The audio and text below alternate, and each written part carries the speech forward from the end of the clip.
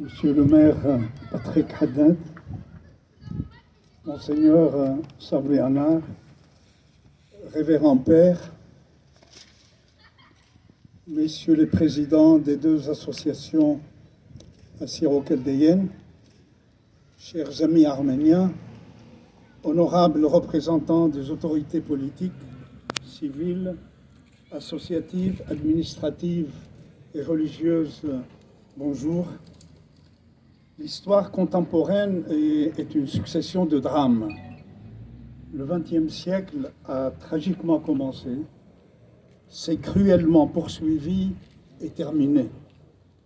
Quant à notre siècle, ses premières pages s'ouvrent par les tragédies en Irak et en Syrie des chrétiens d'Orient et des Yézidis, et la dernière, celle de l'Artsakh, la région arménienne où j'avais été en mission déjà en 1993, par l'Azerbaïdjan, donc commis par l'Azerbaïdjan et par la Turquie, et les mercenaires syriens dont il était fait allusion tout à l'heure.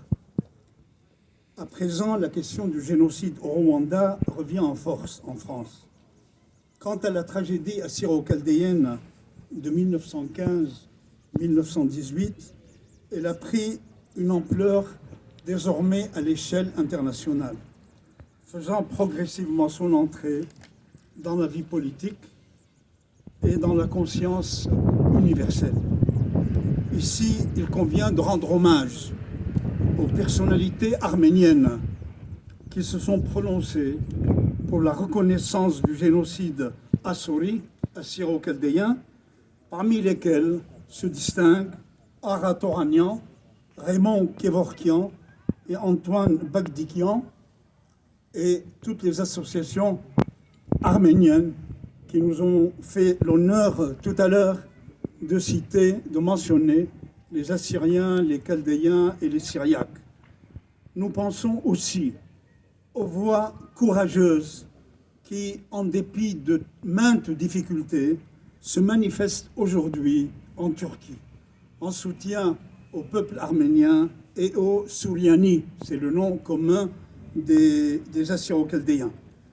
Les Assyro-Chaldéens ont été victimes d'un génocide physique, culturel, religieux et territorial à finalité géopolitique, commis par l'Empire turco-ottoman.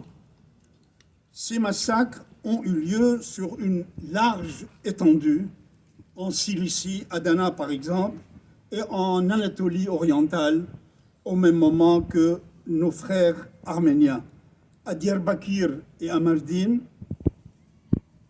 à Jezre, dont certains parmi les Assyro-Chaldéens viennent, au Botan et en Azerbaïdjan iranien, dans les mêmes conditions et sur les mêmes lieux que les Arméniens et dans un dessin analogue.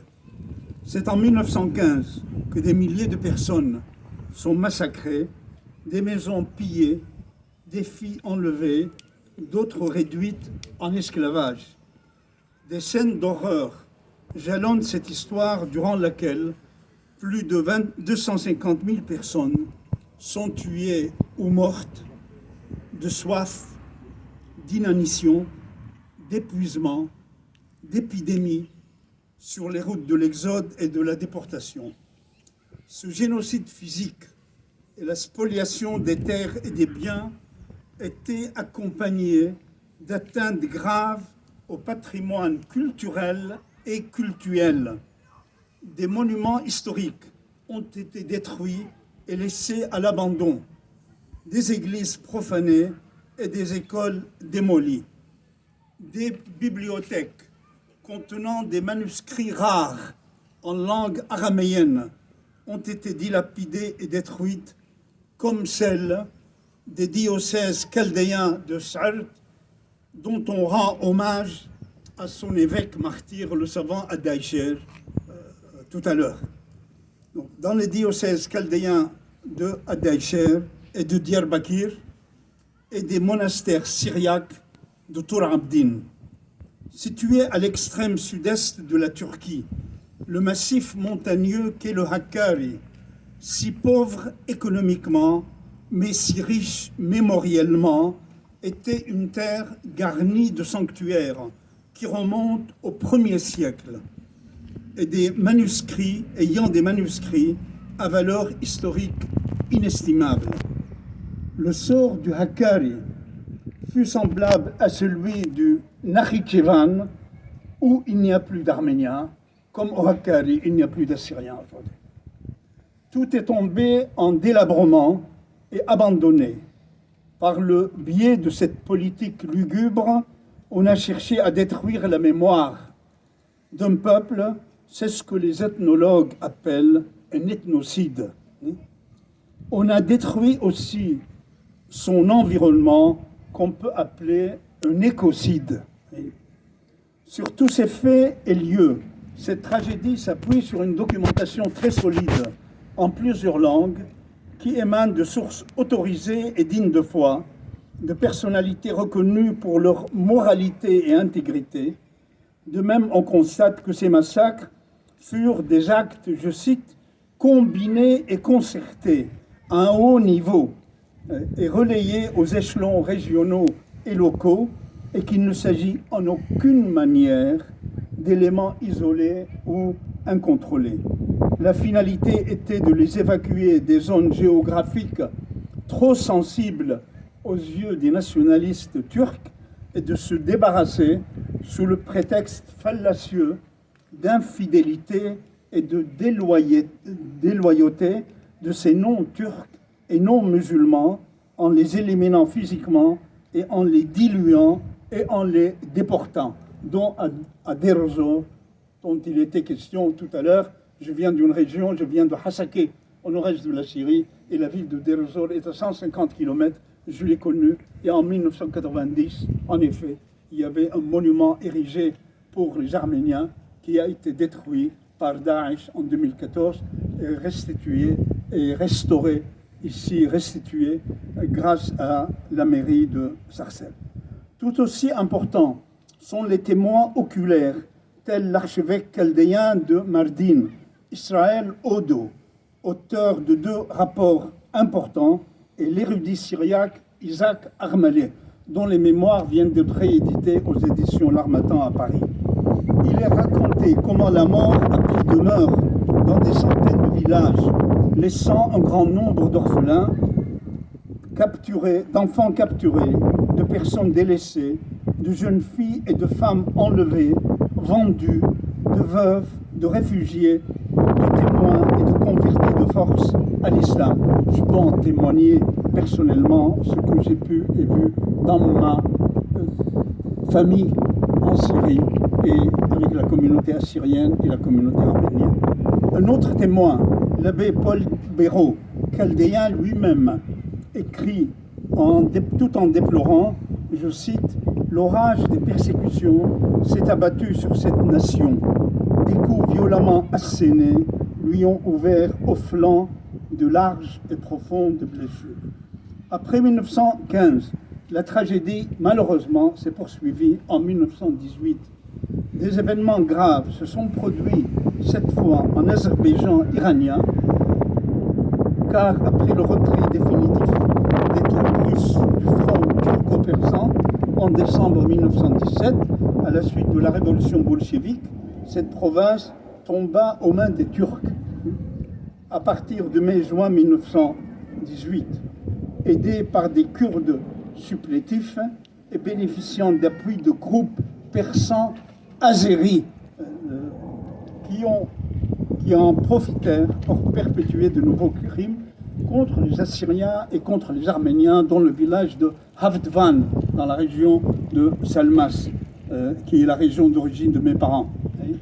C'est durant cet épisode que s'inscrit l'histoire douloureuse du martyre de Monseigneur français Jacques-Émile Zontac, français alsacien, lazariste, archevêque d'Isfahan et délégué apostolique.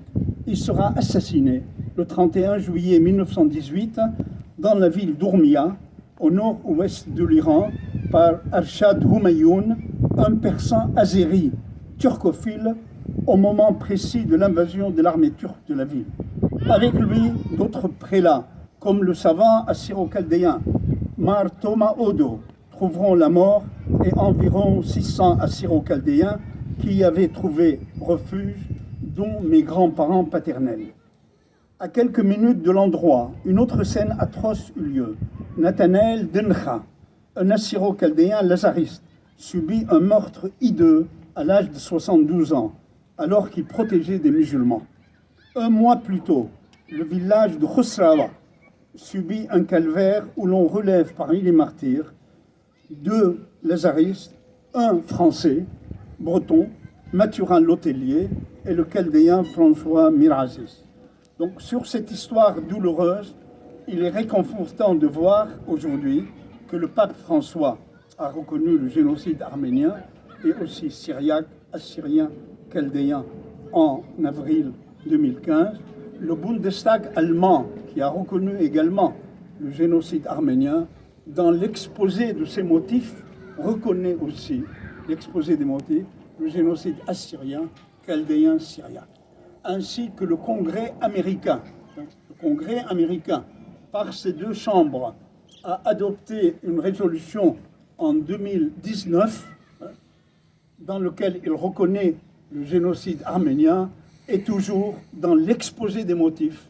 Le premier exposé mentionne aussi les Assyriens, les Chaldéens, les Araméens et les Maronites libanais.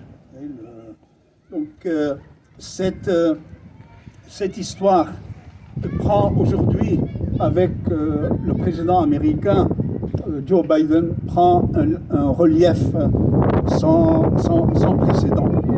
Et lors de l'adoption de la résolution américaine, la députée qu'il avait proposée au départ, la députée, la congresswoman, elle s'appelle Anna Ijou. Anna Ijou.